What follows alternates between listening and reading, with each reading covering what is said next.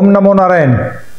मित्रांनो, जर तुम्हाला नेहमी डोकं दुखत असेल आणि डोकंदुखीची दररोज गोळी घेऊन तुम्ही जर तुमचं डोकं शांत करत असेल तर समजून घ्या कुठेतरी तुमच्या रक्तवाहिनीमध्ये ब्रेनमध्ये गाठ आहे किंवा तिथं ब्लड सप्लाय व्यवस्थित होत नाही, त्या तुमच्या मेंदूच्या काही भागाला ऑक्सिजन मिळत नाही।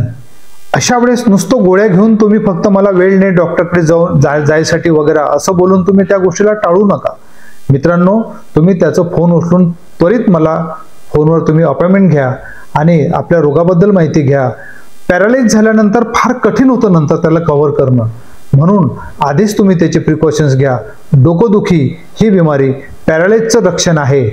त्वरित त्याची जी काही पाहिजे ती इन्फॉर्मेशन माझ्याकडून घ्या, फोन उचला, जास्त जानकारी घ्या आणि आमच्या असं काही असेल तर पॅरालाइज सेंटरमध्ये 7 दिवसाचं पंचकर्म करून शरीर शुद्धी करा।